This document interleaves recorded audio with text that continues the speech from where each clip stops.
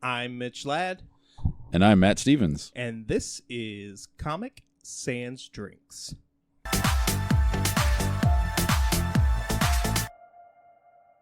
Welcome to another edition of Comic Sans Drinks, where we pair a comic or a graphic novel, if you will, with a drink. Sometimes it's a beer, sometimes it's a cocktail, sometimes it's wine, sometimes it's what we're about to drink.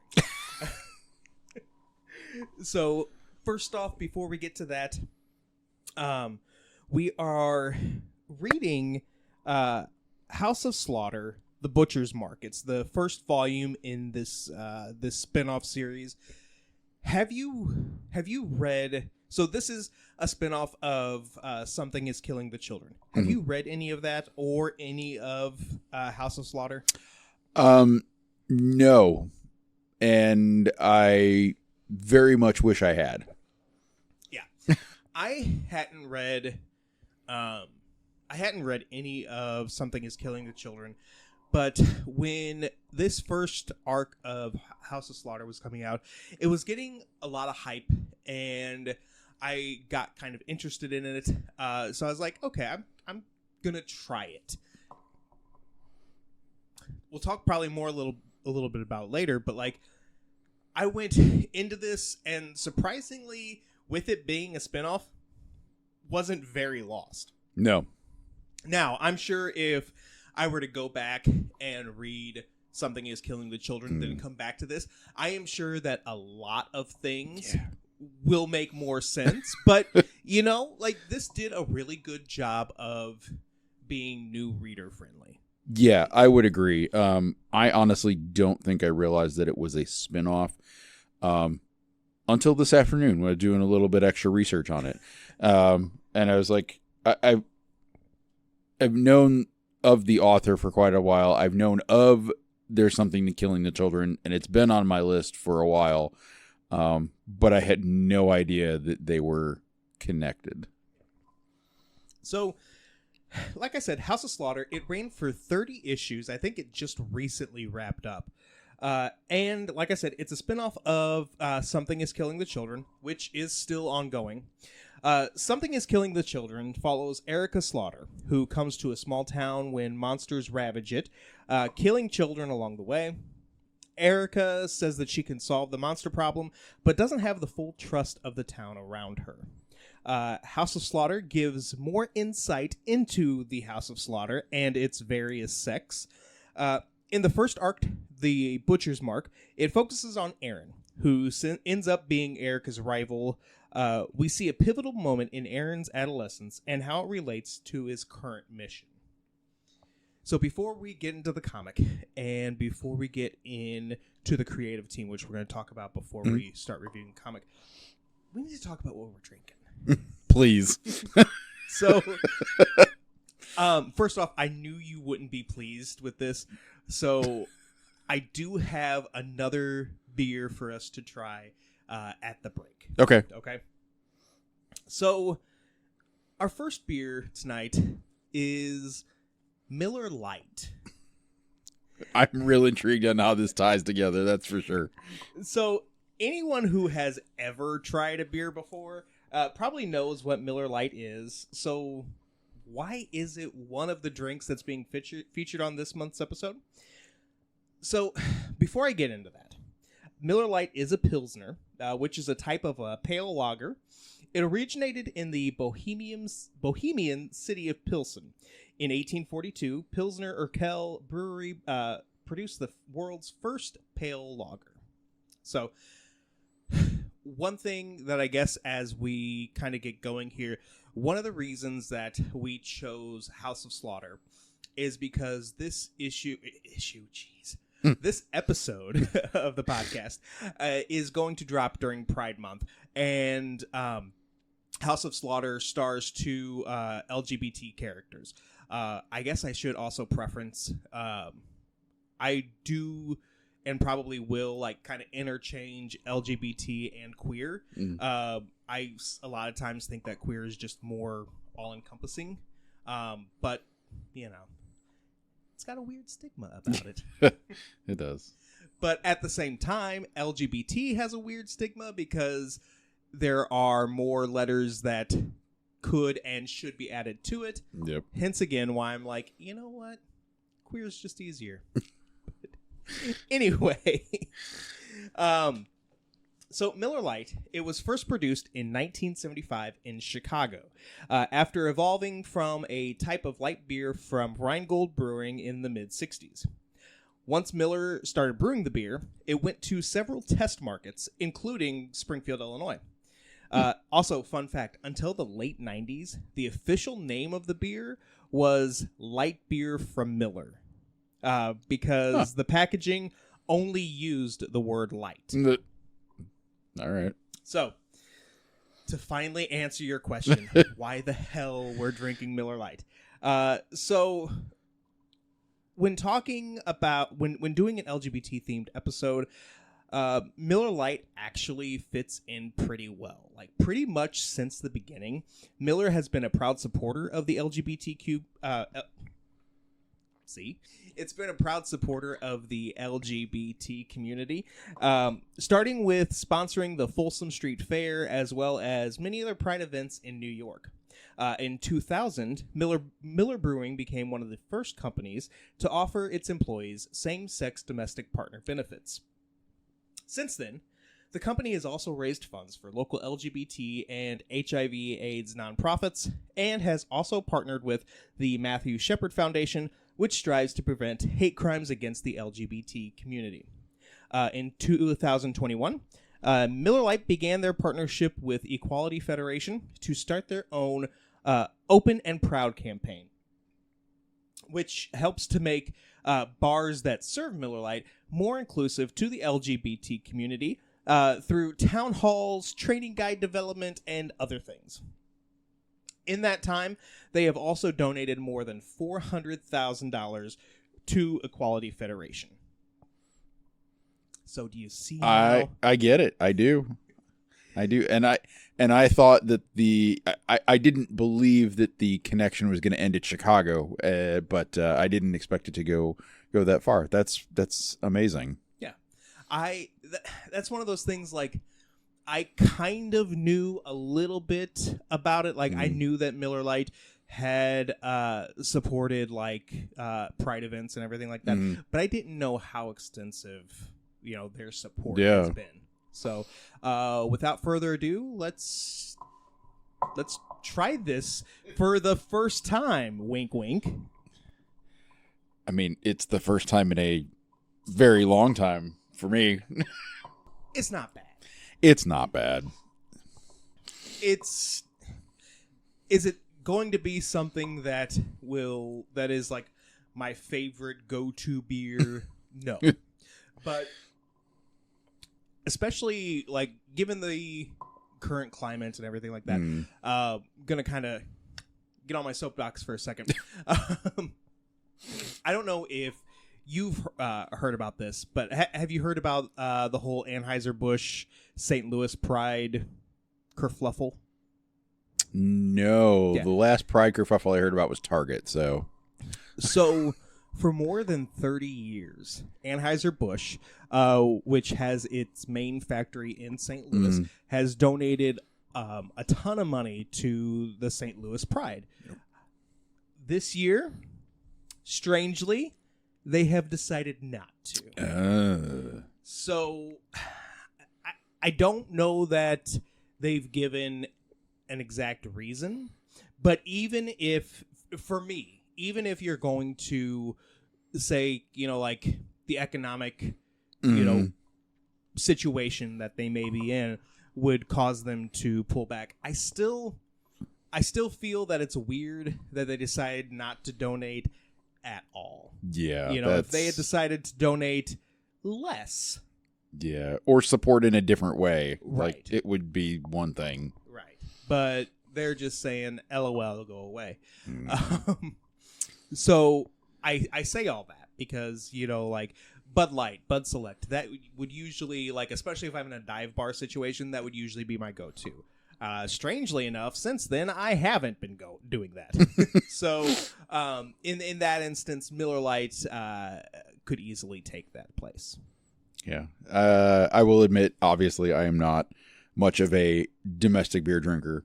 But that there are, in this particular world and political climate, there are things that large corporations can do that will endear them in some ways to me or even to other people. And knowing more of the background of Miller's support of the LGBT community, at this point, like, yeah, if I were out somewhere and I were going to do a domestic, I think just based on that alone, I would support them. Yeah. Now, I guess on the flip side of that coin, for what it's worth, Miller Lite, or like Miller Brewing, is one of the many companies that over the last year or so has pulled back on its DEI initiatives. But I'm kind of sort of giving them a pass because that was also done last fall or last summer. It was definitely before the election that we won't speak of. So while it's still not fantastic, maybe it's something where they saw the writing on the wall or what have you. But still, all things considered, pulling back on your DEI initiatives, but also doing all this for the queer community, still gets you more points than rolling back on your DEI initiatives and telling the gay folks of St. Louis to F right off. Yeah, that is definitely true. So let's talk a little bit about the creative team of House of Slaughter. So as Mitch mentioned, this episode will be dropping during Pride Month. So not only does this book feature two queer characters, but the main author, James Tynion, is also gay. I think he's bi. Is he bi? I think so. Oh, I think... Yeah, it's the Wikipedia that just says... Yeah. I mean, for what it's worth, I follow him on Instagram, and he is, at least of this recording, in a relationship with another man. Yeah. But I do think officially he's and bi. it's pretty open for sure for that. So, but either way, James Tynion the fourth, the lead author and co-creator of this series, is an American comic book writer, most well known for his time spent writing Batman, Justice League Dark, and the Batman Teenage Mutant Ninja Turtle crossovers for DC. He's also written The Nice House on the Lake for DC Black Label. Obviously, as we've mentioned, he is the co-creator of Something Killing the Children, which this is a spinoff of. I didn't know this until I started kind of looking into it, but in college, he met and studied with and under Scott Snyder. So that kind of began his ascent into the comic book world. That's really cool. Right? He started as an intern for Vertigo, which is DC imprint, and quickly rose up. And then in 2014, he released the GLAAD Award-nominated title Memetic, as well as The Woods. Later with Boom Studios, he wrote a Prism Award-winning book called The Backstagers, and he has been nominated and won, at this point, dozens of GLAAD Media Awards for outstanding comic books. The co-writer is Tate Brombal, who is a Canadian comic book writer who is most well known for working on House of Slaughter with James Tynion, but he is also currently writing Batgirl. This is illustrated by Werther, Dell'Edera, and Chris Shehan. Werther Dell'Edera is an Italian comic book artist who, after high school, decided to enroll in the Roman School of Comics. Wow. Didn't even know that was a thing. No, but that's awesome. It sounds impressive, just the name. His American work began with Vertigo, which is probably where he met James Tynion, if I had to guess.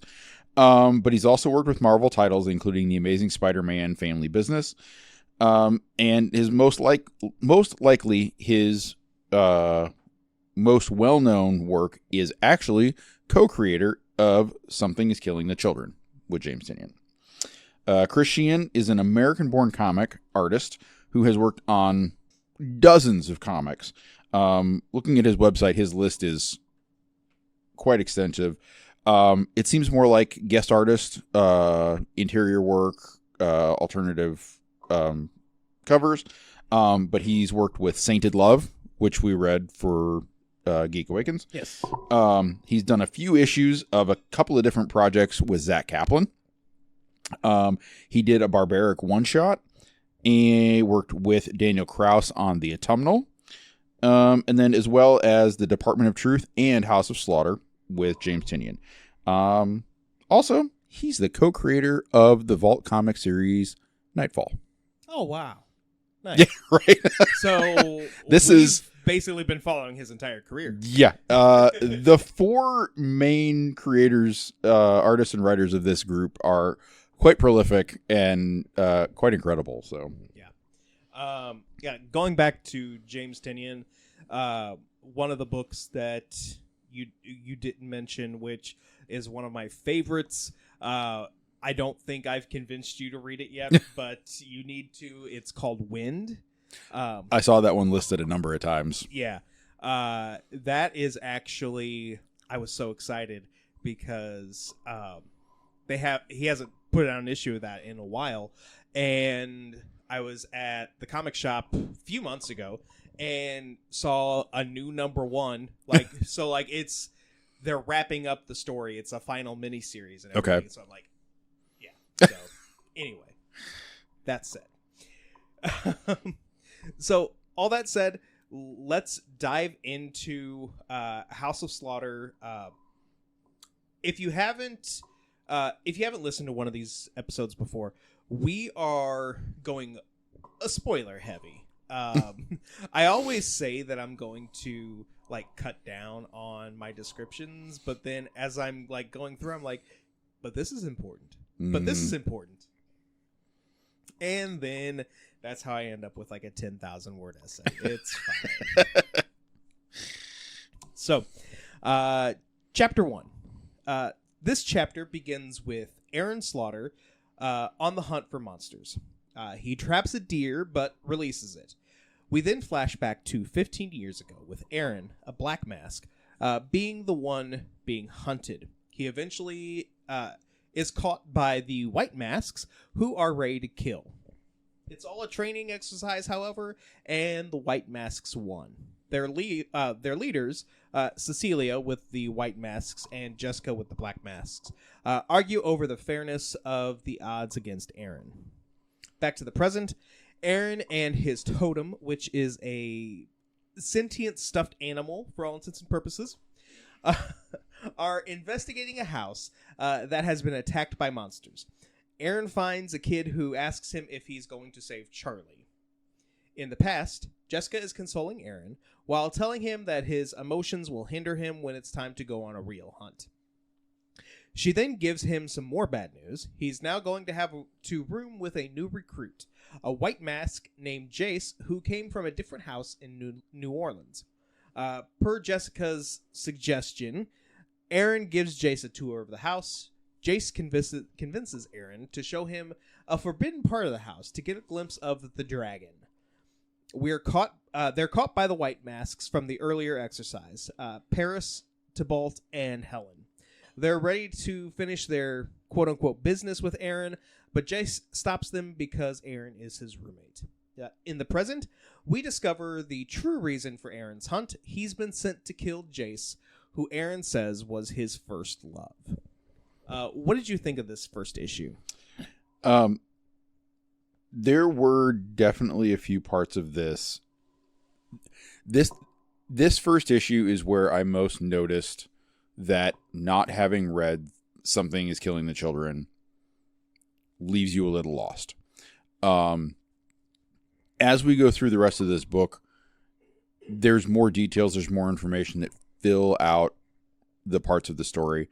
But like the not the familiar, what's it called? The totem? Totem, yeah. The totem that Aaron has. Like, cool, fun little owl that glows. I'm like, I love him already. He looks like the Tootsie Roll owl. He does look like the Tootsie Roll owl. Didn't understand what that was about. Didn't understand the white mask, black mask, like, dichotomy, what was going on there.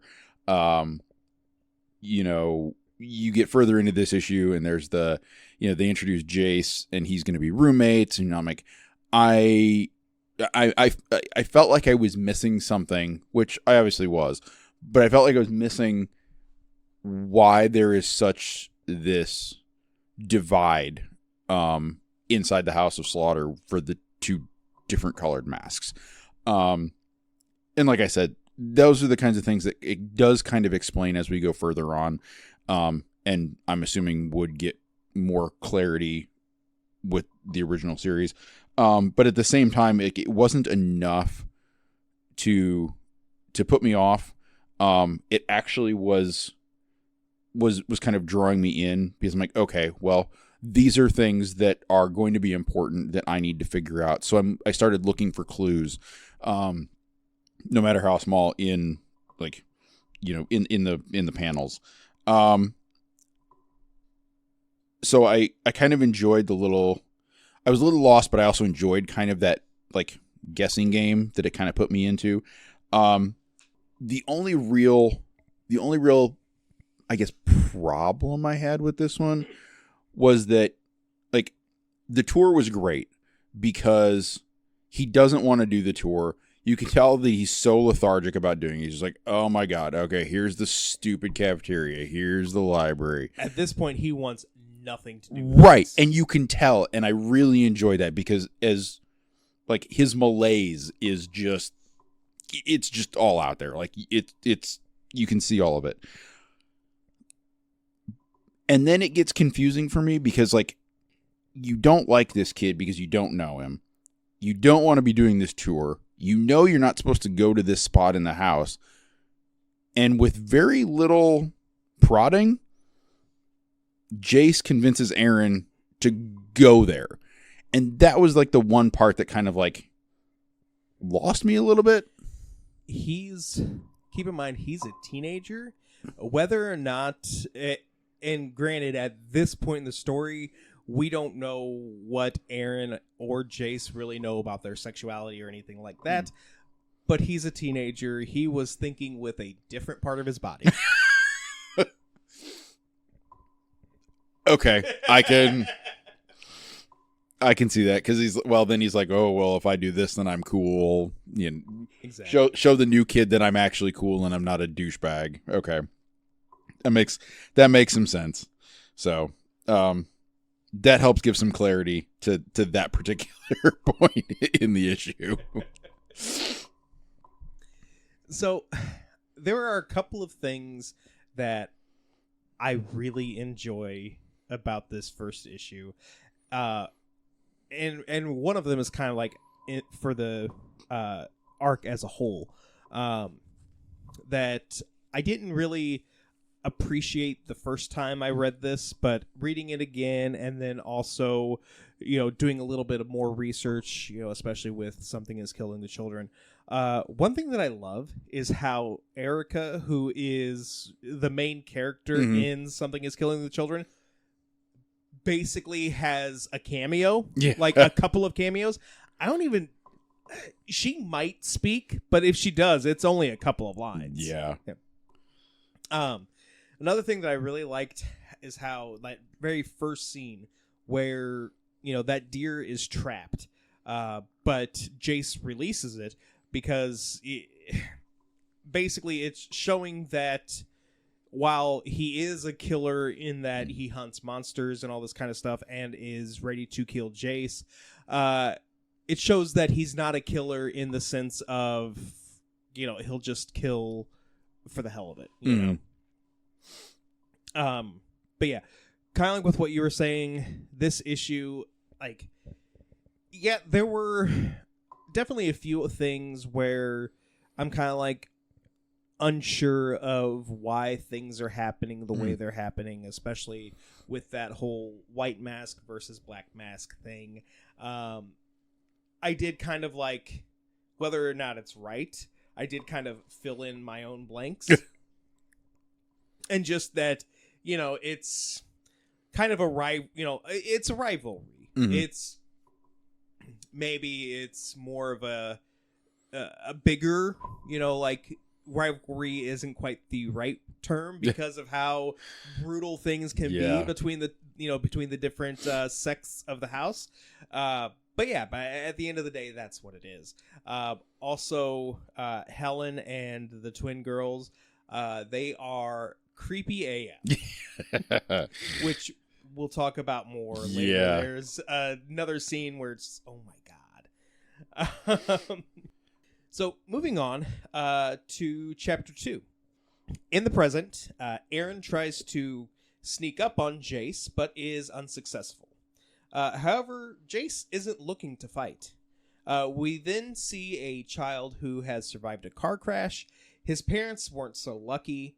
A woman starts talking to him, telling him that he's going to be all right. But then it suddenly cuts to teenage Aaron being woken up in the middle of the night, and Jace talking in his sleep with his totems talking back. We then go to a ceremony where Jace must untether himself from his old house to become part of the House of Slaughter. To do that, he must cut the neck of his totem, releasing a monster. Once freed, he must defeat the monster, sending it back into the totem, where it is retethered to him, and Jace becomes sworn to the House of Slaughter. Later, Jace is talking in his sleep again, calling out to his mom and dad and apologizing to them. As Aaron tries to wake him and calm him down, Jace, still asleep, pulls Aaron to him, and then the two cuddle, Aaron comforting Jace. Back in the present, Aaron can't continue his mission because a monster has appeared out of nowhere. So one of the things that I did completely forget about from the first time I read this series till now was the whole thing with the totems. Yeah. Totally forgot that was a thing. To the point where, like, in the first issue, I'm like, what is that? Yeah. But kept reading and then jogged my memory, but completely forgot that they cut the neck of that poor... Is that a fox? Yeah, it's just like a stuffed fox. Yeah. Like, cut the neck from that poor fox. I gasped. I was so sad. But then, they sewed it back up. So weird, too, that these totems are basically, these monsters that they are also trying to kill. Because it's the same type of monster. Yeah. But yeah, like, I don't know.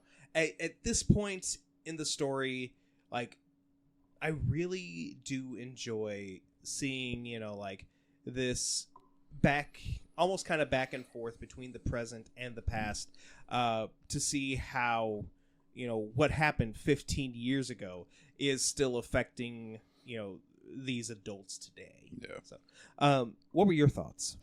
I think one of my biggest things that I enjoyed about this particular issue is that even in the first issue, we got some of the 15 years prior, and then like the current situation, like present day. It was a little more delineated in that first issue, but you got enough of a different style of the panels, of the coloring, that by the time you get to issue 2, when they start flipping back and forth in timelines, there's really not any question. Like, you don't get lost in it. 100%. Which was kind of incredible, because there are a lot of times where I know we read stuff for Geek Awakens and we'll end up with stuff where they do switch timelines and it's hard to tell because the art style doesn't change, the coloration doesn't change. But they did such a wonderful job here where there's really no confusion. There's no question about which timeline you're reading, even from page to page. I just thought that was so incredibly well done. And then, like, even then throwing in, going back further to who you find out is Aaron being trapped in that car. Spoilers. Oh, sorry. It's fine. We're not good at that. But, okay. I was going to ask this later, but when we kind of get to that. But did you think that was Aaron from the get-go? I did, I think, because it just, like, of the characters that we've been introduced to, it was visually most like Aaron. Like, it wasn't like, obviously it doesn't say right away that it's him, but, like, I don't know, there's enough, I think. So, honestly, I'm looking at this page right now, and I think the biggest thing is that just the way the conversation continues between Jace and Aaron.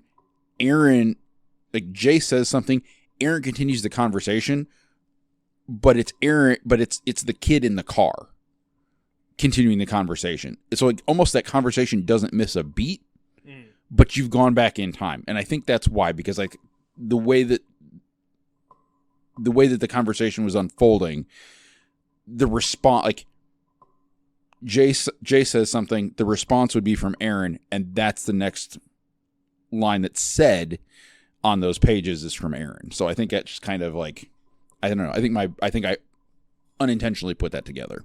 Okay. And I'll have to go back and see if I'm just the dummy or not.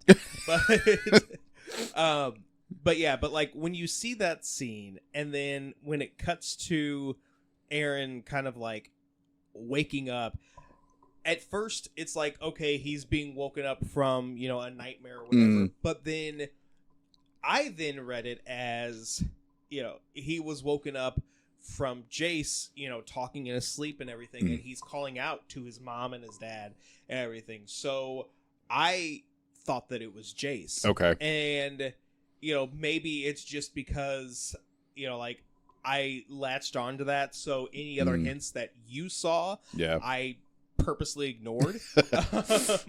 But when we get to it later, where it is revealed, that it was Aaron who had survived that car crash, I was shocked. Yeah. Like, moving right to that next part, like, you get a little bit more information on the totems in this issue, kind of start to explain, especially with the ceremony, which that might be one of my favorite things in this entire book, is that ceremony and how they have to release it and then retether it and, like, seal the monster back into the totem. That whole sequence I really enjoyed. But I definitely did not know what was in the bag and who Jace was talking to in his sleep. Like, there's those, like, little, like, speech bubbles that are not words coming out of that bag. I'm like, I don't have any idea what the hell is in this bag. I don't know what he's talking to, but in his sleep, he's responding to whatever is in this bag. And I really enjoyed that, because I'm like, I want to know what's in the bag. That part I didn't put together, and I liked that. And it's interesting because, again, it's one of those things that you don't necessarily think of until later on, where, you know, you know that those are, you know, totems or whatever, but then why is it that, why does he have multiple totems? And we find out in about 3 issues, but yeah, that was one of those things too, where it's like you don't think about it, and then when, you know, you kind of almost have like a callback or whatever, it's like, oh, okay. Yeah. Any further thoughts on chapter 2? I know that we had already gotten kind of like a hint of, did we get the hint of the creature? No, we did not.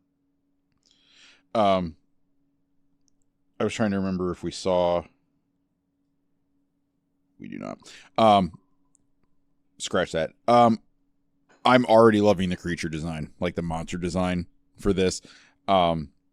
It's reminiscent, I think, of a few other like monster stories, nothing that I can put my finger on, but different enough that it is new, dark, and interesting. All right, so moving on to chapter 3. This issue starts with a child named Katie and her family. The monster approaches and kills her family. Before it can kill Katie too, she is saved by Aaron and Jace. Back in the past, Jace and Aaron leave the house to get a good view of the city. They're being followed by Helen and the twins, who are busy having pigeons fight each other before the pigeons get stabbed in the neck. Creeps. Jesus Christ. Apparently I'm twisted. I really like that scene. I mean, so did I, but at the same time, I'm still like, those girls are messed up. They are, 100%. So, Aaron and Jace have a heart-to-heart, where we learn that Jace is a legacy hunter who tried to leave the life of a hunter. We also learn that it was Aaron who survived the car crash as a child. The evening ends with Jace kissing Aaron, saying that the top of the building they're on is, quote, their spot now. Back in the present, Aaron and Jace console Katie. Jace tells her that to save her, she must look for the trees with stars carved on them, and she must keep running. Once she's gone, Aaron kisses Jace. Aaron tries to talk himself out of it, but the two end up making love. What were your thoughts? Story-wise, I think this might be my favorite issue. It really...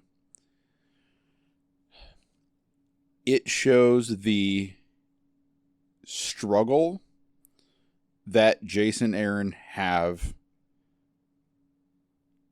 admitting that they have feelings for each other. And not just in the past, but also in the present. And I think that the past and the present stories throughout this entire book kind of mirror each other, as far as like the emotional ride that they're on.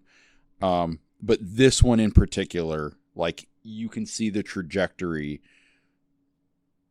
for both the past and the present, like going in the same direction at the same angle, at the same speed. And that to me was just very well done. And I was very impressed by that. Again, a couple of things that I really enjoyed about this issue.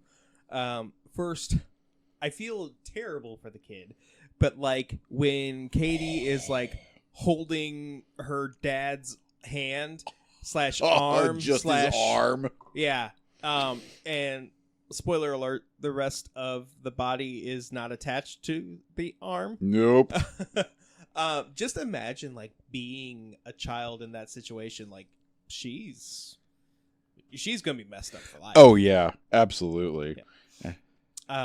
But yeah, there's that, and then when Jace and Aaron have that first kiss, and you know they separate, and they both just say nice, like that just warmed my heart for some reason, because it's just one of those things, because like especially when you do have like that first kiss with someone, like especially if it's your first kiss, there is kind of that awkwardness, like that, you know, like what do you say?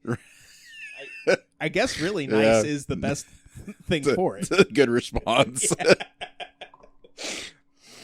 And then I do also like, I found it so funny how at the very end, when Aaron is trying to talk himself out of, you know, what he and Jace are about to do, and he's like, but we're covered in blood.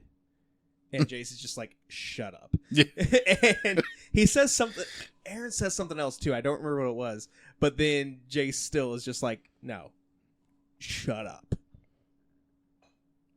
Yeah. He says, Jace, I'm supposed to be killing. Oh, yeah. Shut up. And the response is, shut up. Yeah. And then he's like, but we're covered in blood. Yeah. I don't know. This whole issue was wonderful.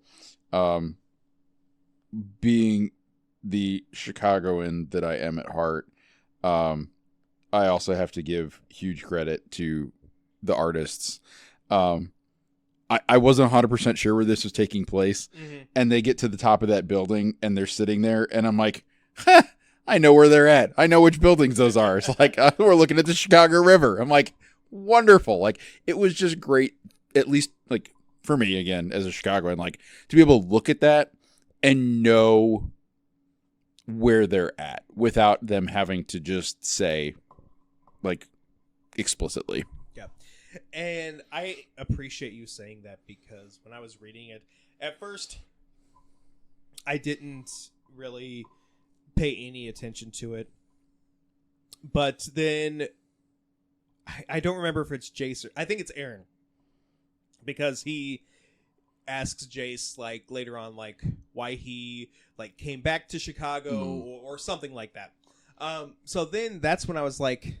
Are they in Chicago? And so I flip back to that scene, and, you know, like, I see them, like, jumping, like, over, like, that bridge or whatever, and I'm like, that does look kind of Chicago-y. And I see them, you know, when they are on top of that building, I'm like, that also looks Chicago-y, but, like, I was never 100% for sure. Yeah. So I'm glad to now have that confirmation. Yeah, it was one of those things, like, that scene where they're up on top of the building, they're looking down at the river, you can see all the bridges, and then on the far side of the river are Marina Towers, which are the two corncob buildings. And I'm like, those are so iconic for Chicago. They're almost more iconic in Chicago than the Sears Tower. And I was like, well done. Like, because you could very, like, and a lot of times artists or storytellers will fudge the facts. Like, you could have put a river in the middle of the city. It could have been a downtown area. You could have not included those two buildings, and it would have been ambiguous. But by doing a couple of small things makes it very apparent that that's where they are, and I appreciate that. Yeah. So we are past the halfway point. I have an empty beer. Are you ready for another one? Yes. All right. So we are going to take a short break. By the time you're listening to this, the break is going to be, I don't know, 12 seconds. So if you also have an empty drink right now, hit pause, get yourself a new one, then come and hit play, and we'll be right there waiting for you. And we are back. So for Matt's benefit, we have traded out the Miller Lite for Montucky cold snack. Have you had this before? I have. Okay. And this is real good. Okay, cool. We'll discuss more about that in a second. But for those who don't know what this is, Montucky Cold Snacks is a light lager, which is the most common and consumed style of beer. Lager comes from a German term meaning storage, since the beer was stored before drinking. Duh. But typically in the same cool caves where it was fermented. So Montucky started in 2012. According to its website, it's designed to be crisp, clean, and refreshing like a gurgling mountain stream. The beer contains no rice fillers and is a vegan-friendly recipe. Montucky Cold Snacks also donates to charities and nonprofits in the communities in which it's sold. In Illinois, one of the charities is Center on Halsted, which serves Chicago's LGBT community. Across the nation, Montucky Cold Snacks also donates to Grand Rapids Pride, Wyoming Equality, Trans Legal Aid Clinic, Denton Pride, Nashville Pride, Equality Ohio, and the LGBT Community Center of Greater Cleveland. For what it's worth, they do also donate to other causes not specific to the LGBT community. Yeah, this is one of those beers, like, it was during June last year, maybe a couple years ago, but, like, they had these cans, which, if you're not familiar, there's a horse on the can. But during June, they replaced the horse with like a unicorn, and there were like some rainbows or whatever, making it very clear that they were focusing on donating to like queer charities, etc. That's wonderful. Yeah. Also, the price point on Montucky is fantastic. Yeah. I don't know that I've ever seen like a 6-pack for more than $10. Okay. I've never seen it in the wild, so. Oh, really? No. I discovered this because Tabitha and another coworker discovered it at a bar downtown, and we were out for St. Patrick's Day. Maybe St. Patrick's Day? I don't know. We were out for something, and ended up at that bar again. And Tabitha's just like, "Hey, go get 2 of these." I'm like, "Okay, sure, I trust you." Real good. Benny's. Okay. They for sure always have it at Benny's. I've seen it in a few other places too. Okay. But yeah. So without further ado, let's give this a try. Yeah. I don't know if it's quite refreshing like a gurgling mountain stream, but it is light. It is refreshing. It is definitely drinkable. This is definitely like one of those beers where it's like on a really hot day when you cannot have, like I'm an IPA drinker pretty much through and through, but there does get to be a temperature where I'm like, nope. Yeah. Yeah, I definitely have a couple of those like real light, like summer type beers for when it does get very hot. I almost had forgotten about this one, but I will have to put this one back on the list for that type of weather. It's definitely one of those good like, barbecue type beers. Definitely. So before we get back into House of Slaughter, I do want to kind of talk a little bit about like the whole idea behind own voices. So I know, as far as this creative team is concerned, I know that the 2 writers are queer. I'm not for sure about the artists. I know Chris Shehan. I believe he is not, but I do not know about Werther. Okay. Either which way. So with the 2 co-writers being queer, and especially with Tynion being a co-creator of this, this does kind of lend itself to the own voices debate, I guess. So tell us, for somebody who doesn't know what own voices is, what is it? So own voices was originally a hashtag that was created. I was not able to substantiate this, but a number of sites online state that the own voices hashtag was created by one particular individual. If you Google it, that name will come up. Like I said, I couldn't substantiate it, so we're not going to say it as proof. Anyways, the hashtag was created in 2015 and was originally meant as a shorthand book recommendation tool for the social media platform formerly known as Twitter. It would easily highlight books by authors who openly shared the diverse identity of their main characters. The overall vagueness of the term and the online usage, while in one aspect may have been helpful to highlight lesser-known creators and their works, it quickly placed some of the creators in uncomfortable and potentially unsafe scenarios. And while I was unable to find articles to back this up, I did confirm with Mitch that this was kind of my impression of some of what had gone down after the popularity of the Own Voices hashtag became popular. There were certain situations where the Own Voices hashtag was applied to particular works because of the characters or plots that were touched upon, centered around, or featured those in the LGBTQIA plus community. But not necessarily represented the entire personality or lifestyle of a given creator. That then put some undue pressure on some of those creators to publicly acknowledge either their position or their lifestyle in reference to the characters or creations. Recently, the term has kind of gone by the wayside. The usage of own voices and the hashtag has decreased. And a lot of publishers instead are leaning into creating and supporting what they're now calling diverse books, which just more broadly encompasses all aspects of the entire breadth of marginalized voices across all walks of life.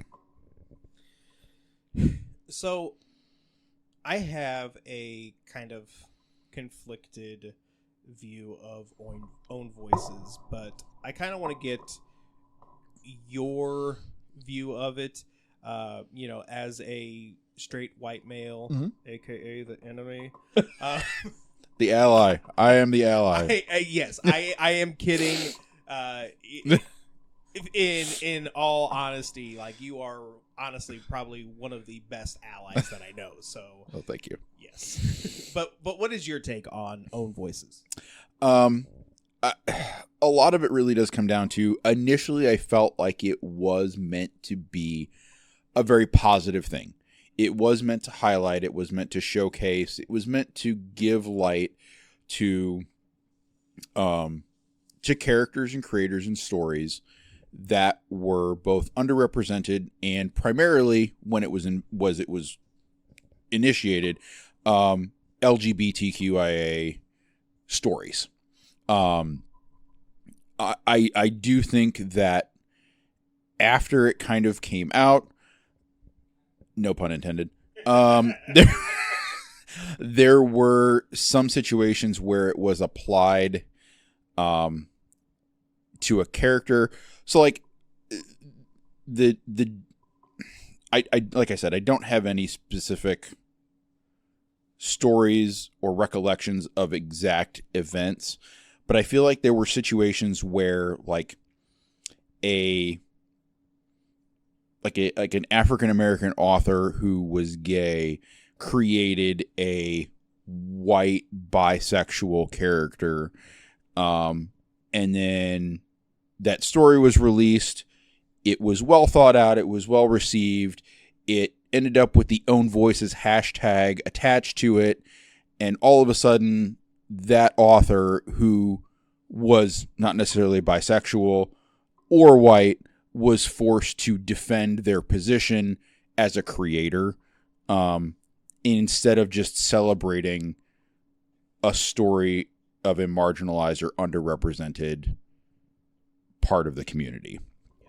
And I don't know if it's kind of more of a personal thing or if it is, like, what I'm getting at is, I don't, refer to own voices, just when it comes to, the queer community. Like, black authors can also be part of that own voices, and as well as, disabled authors or, other, persons of color. It's not specific to this. Okay. So, on the one hand, when it comes to own voices for me, I believe that if you are able to tell a story, even if the main character, or hell, even all the characters, do not match who you are personally, but you are still able to tell a good story, a respectful story, then it shouldn't matter who you are. Yeah. However, at the same time, if I have two books in my hand and I can only afford to buy one, and they both have a gay male as the protagonist. One is written by a gay male, and then the other is written by a cis straight married woman. As a gay man myself, 75% of the time or more, I'm choosing the one that's written by the gay man. Yep. And so, like I said, I'm kind of torn on it. Yeah. I think that's why when I did some of the looking into this, I do really appreciate the the shift, I guess, to referencing diverse books instead of just Own Voices. Because I'm with you. I think when Own Voices came out, I didn't necessarily think about it as a finite, like, if you're a gay man, you are writing about gay characters, gay male characters, and those are Own Voices. Like, I was African American creators, disabled creators. Like, I took it to be a wider meaning than I think it was, I guess, intended. So I guess, like, the diverse books kind of covers what I'm thinking that we both thought Own Voices represented. Yeah, that's fair. So, with that said, let's go back to House of Slaughter. We have 2 issues left. So, Chapter 4. So this issue begins with a back and forth of Jace and Aaron as teenagers and adults, in an embrace both times. However, in the past, Aaron wakes up alone. In the present, Jace does. Instead of Jace, Jessica is in the room with Aaron. He tries to tell Jessica that they are just roommates. They were roommates! Even though he was sleeping in Jace's bed. Jessica blames herself, while Aaron says that he can't help how he feels. Jessica says that in their world, love only kills. They continue to argue, with Jessica saying that he is going to get killed over this and that Jace is no longer his roommate. We get more of a back and forth with the present couple arguing over the past. While in the past, Jace and his fellow white masks are participating in a ritual hunt. Adult Aaron says that because everyone around him has left, including Aaron, he had no choice but to be the same person he's always been. In the past, Jace and Aaron are ready to run away together when Jace tells Aaron his family history, ending with his parents being killed by the House of Slaughter's dragon. Jace reveals that he let Cecilia find him so he could infiltrate the house and kill the dragon himself. As something that, as an issue that is the, like, penultimate chapter in a story, in an arc, whatever, this was about the best way that they could do it. You are setting up so many things to... setting up so many loose ends to get tied, in 30 days when the next issue comes out. And, and I'm trying to remember, because I bought all these single issues, but I don't remember if I read them month to month or if I just ended up waiting until they were all done. But I can imagine if I did read it to month, ending that 4th issue, like, on hands and, like, on pins and needles for the next 30 days until the next issue came out. That said, one of the things that I loved/hated about this issue was the back and forth between the past and the present. As a reader, I loved it because, they were the way that it was written, like, you would jump to the past, but like that, the past finished the future sentence, and then when they jumped back to the present, it did the same thing. I thought that was a really, really good way of storytelling. However, as somebody who is reviewing this and trying to, come up with a concise and explanation, synopsis of this issue, that was very tough. Yeah, that's hard. Like, yeah, I had to kind of, like, jump around a little bit. So, like, this issue, like, was way more disjointed than what I just described. But I'm not saying that in a bad way at all. What were your thoughts? Yeah, honestly, those couple of double page spreads where it jumps there's one where you've got 4 lines of panels on the double page spread, and one is present, one is past, one is present, one is past. And then you go a couple more pages, and you're literally going every other panel is back and forth, the present and past. And it's a little frustrating, but at the same time, it's so well done. And again, the differentiation between the past and the present is so apparent that it's not at all hard to follow. And it's wild because you don't feel like you have to read every other line or every other panel for it to make sense. You literally read from left to right. And even though you're jumping back and forth, everything fits in place. All the puzzle pieces are there. It's really kind of wild. Yeah. And honestly, there was one point where like I had already read the page, but I was just like, you know what? For S's and G's, like I'm going to just read all the future and all the past. And you know what? It didn't make sense. Yeah.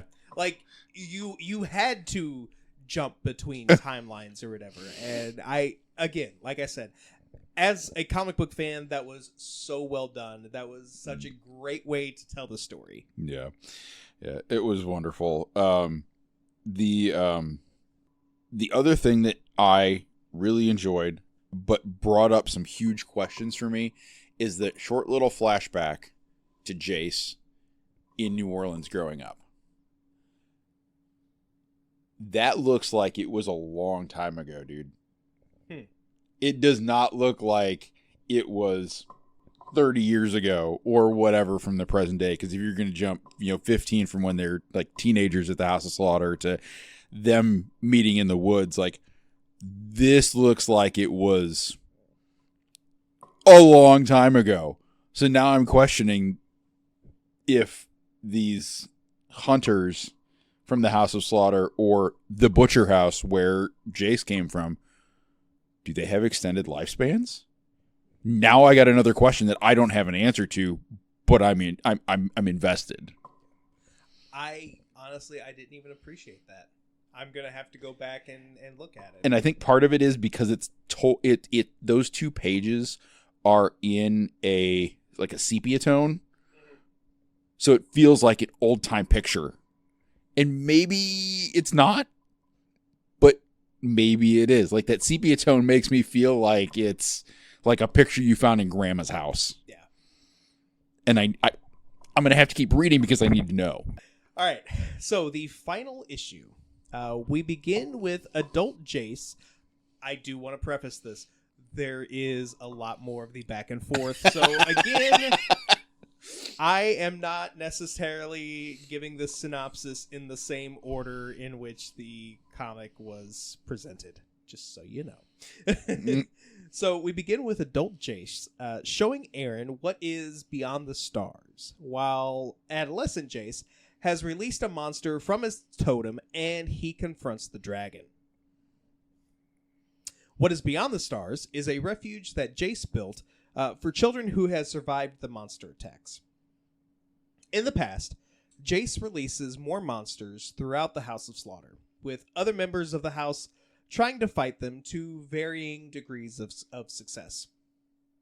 As Jace has the dragon where he wants him and is about to finally get his revenge, Aaron confronts him to defend his house. The 2 battle, with Jace accidentally cutting off 2 of Aaron's fingers. He tries to convince Aaron to run away with him, but Aaron tells him that his family is here. Jace runs away on his own. In the present, Jace explains to Aaron that while organizations like the House of Slaughter work to slay the monsters attacking children, no one is doing anything to save the children and to give them a place to be kids. One of the kids is Charlie, who disappeared back in the first issue. Aaron tells Jace that he'll stay with him, making a different choice than he did back in their youth. But if he does, the House of Slaughter will only hunt them both. To get the house off their backs, they agree to cut off one of Jace's hands as proof that he was killed. As Aaron leaves, Jace is worried that something will happen to him. Aaron says that should that happen, quote, "You'll know that in the end I chose to feel." The book ends with Aaron wondering, quote, What happens to love when you die? What were your thoughts on this final issue? This was like a blockbuster ending to like part one of a movie trilogy. Like the attack on the House of Slaughter, releasing the monsters from the totems. Like, there's so many questions that had been touched upon earlier that you get those answers to. Like, what was Jace talking to in that bag? They're totems, and not just his totem, but like his family members' totems. And he's cutting them open and releasing the monsters. And like that, and the back and forth with Jace and Aaron, and discovering the respite, the place that he built for, the kids that had survived monster attacks. Like, all of those things come to a head in this issue. But the way that it ends is just, it really makes me feel like it was incredible, because honestly, it's a full story arc from issue 1 to issue 5, but at the same time, it feels like the beginning of a series. It's just, I'm trying to think of a a good way to describe this, but it's like when you're getting a movie trilogy, which obviously there's more than 3 volumes in this series, but like you get that satisfaction of like a story that kind of ends, but also a jumping off point for the rest to move on. Like, they cut off Jace's hand. Aaron's going to go back to the house, but you know that he's not leaving him out there in the woods. He's coming back to him, and they're probably going to send people after him to find out what actually happened, because there's probably something back there that's like, they don't really trust him, even though they sent him out to do this. I don't know. It was such an incredibly well put together issue that does kind of end the arc, but is also a jumping off point for the rest of this series. Yeah. I really enjoyed the callbacks and the kind of payoffs. You had that payoff with the totems, like you mentioned.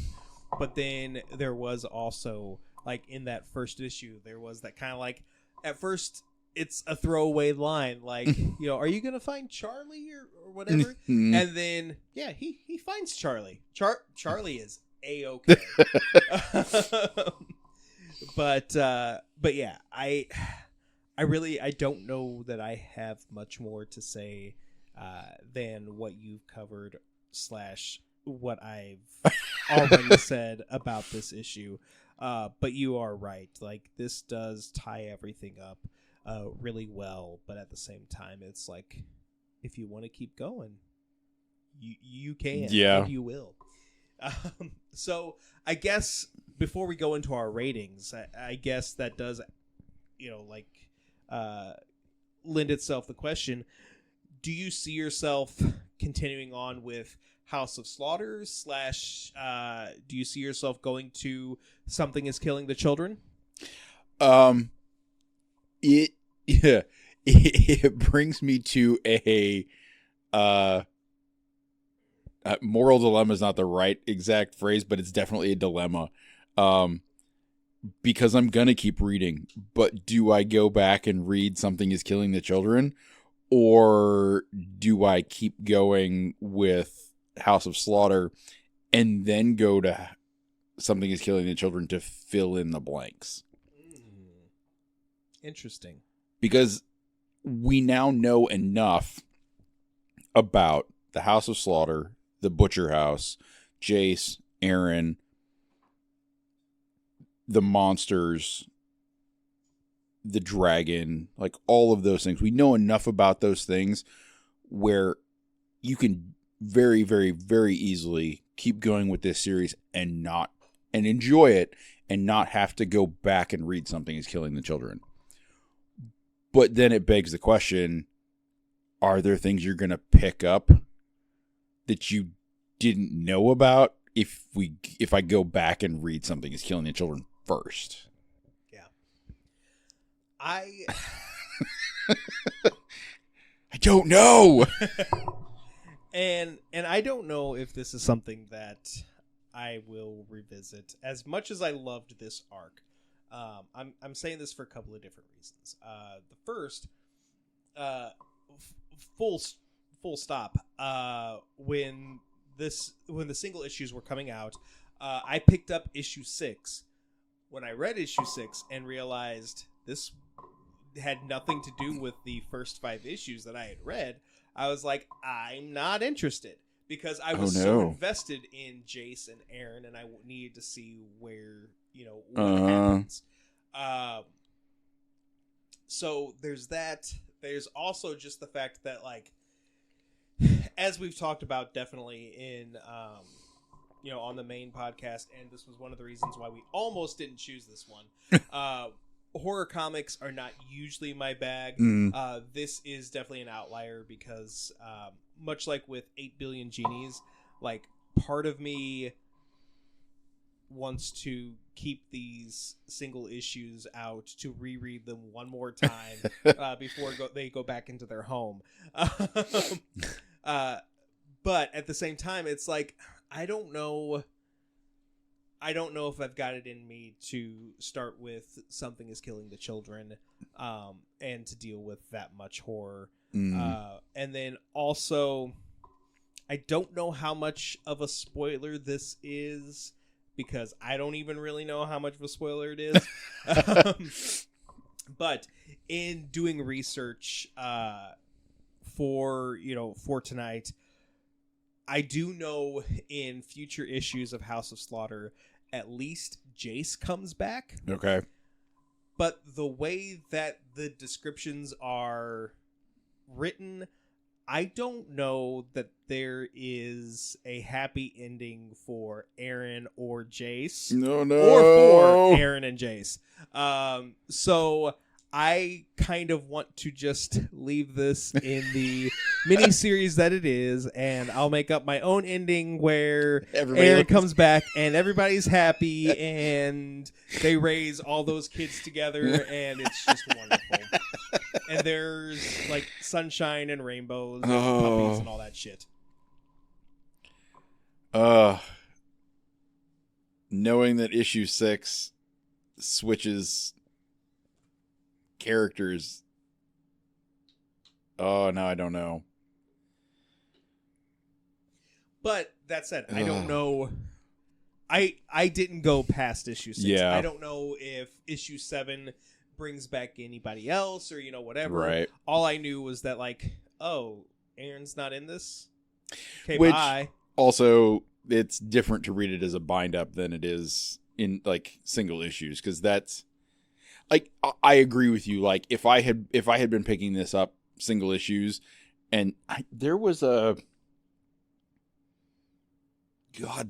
series that I was reading like that, and I was picking up single issues, and you got to the end of the arc, and it did the same thing, and you picked up the next one, and it started another arc for a different character, and it's one of those, like, down the line, that things are going to come back together, but, like, 30 days ago, I was so invested in Jace and Aaron. Exactly. And now I have to somehow become invested in Bob. Right. Like,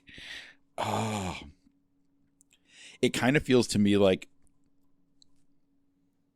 I'm not going to spoil this because I know that there are people that haven't played this game, whatever.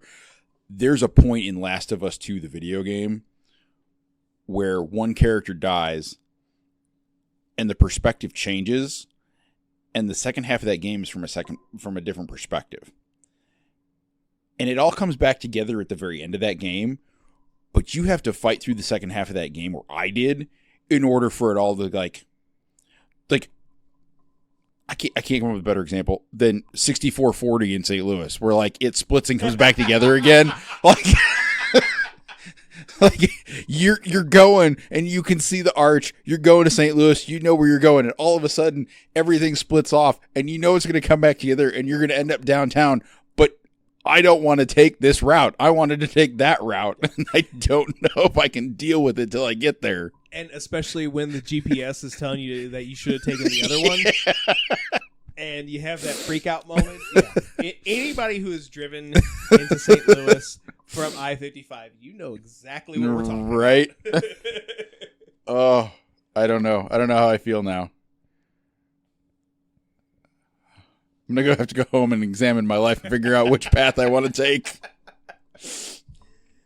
So before you do that, let's give some ratings. So this month, we are rating things on a scale of 1 to 10 hands. Oh. Poor Jace. Poor Jace. So starting off first, House of Slaughter, The Butcher's Mark, 1 to 10 hands. I'm going to give this... I'm going to give this a 9. Okay. It did a fantastic job of telling a story that is connected to a larger story, but it didn't make you feel left out. Like I said, there are probably a lot of things that went over our heads. Yep. But I don't know that it went over my head. And I'm fine with that. Yeah. It did a great job of introducing me to characters that I cared about. Characters that, again, were weird as fuck. Those twins. Those twins were something else. Yeah. And if we're talking, about characters just in general, one of the things that I did love, again, was that the main character of Something Is Killing the Children is definitely a background character in this, which I just think is just fantastic storytelling.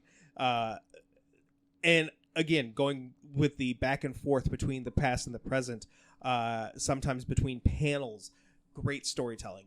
This had fantastic storytelling all around. Really, the only reason why it knocks a point is because it just, while it did a fantastic job, it didn't make me want to immediately go back and start on Something Is Killing the Children. So, what do you rate it? I am gonna go. I think I'm gonna say 8 out of 10. Okay. I think primarily one reason that it knocks a point off, is because, like you said at the end, is as good of a job as it does, and as good of an arc as it is, it doesn't make me. It doesn't require me to. It's hard because it's a standalone, but at the same time, it doesn't require me to go back and read Something Is Killing the Children. Mm-hmm. Which, if it could have